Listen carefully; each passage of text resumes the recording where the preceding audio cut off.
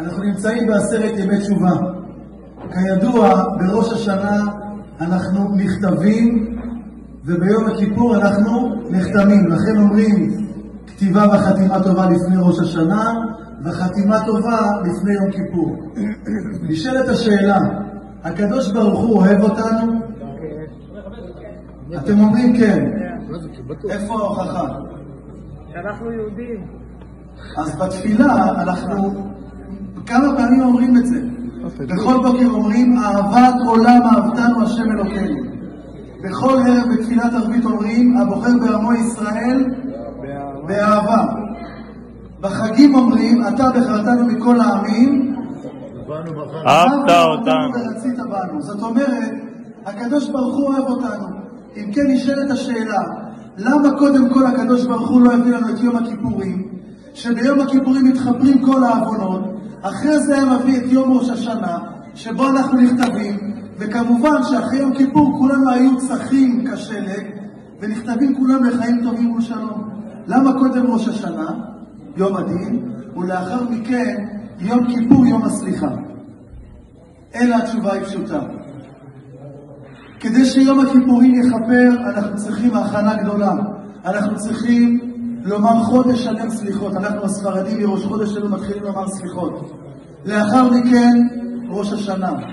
לאחר מכן עשרת ימי תשובה, הימים שאנחנו נמצאים כיום. רק בסוף מגיע יום הכיפורים. זה בדיוק כמו מכונת כביסה. האם מכונת כביסה היא מכבסת את הבגדים ומנקה אותם לבד? לא. תכניס בגד מלוכלך למכונת כביסה שהיא לא מחוברת לחשמל. משהו יתנקה? לא יתנקה. מה צריך? חשמל, מים, אבקת כביסה.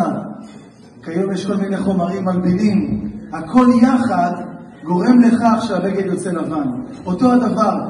אם הקדוש ברוך הוא נתן לנו את יום הכיפורים בהתחלה, אנחנו לא היינו מוכנים. איך אפשר להיכנס ליום כזה של סליחה, מחילה וכפרה, שאין לנו הכנה מראש? לכן הקדוש ברוך הוא עשה לנו הכנה קודם כל את ימי הסליחות.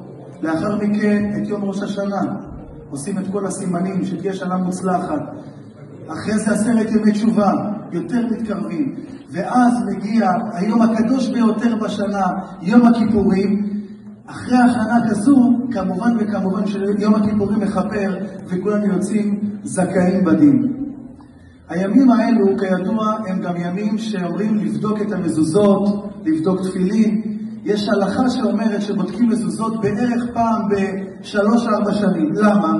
עם הזמן יש בלאי, לפעמים הגברת מנקה את המשקופים וקצת נכנס מים ולחות למזוזות, חלילה היא פוסלת אותם.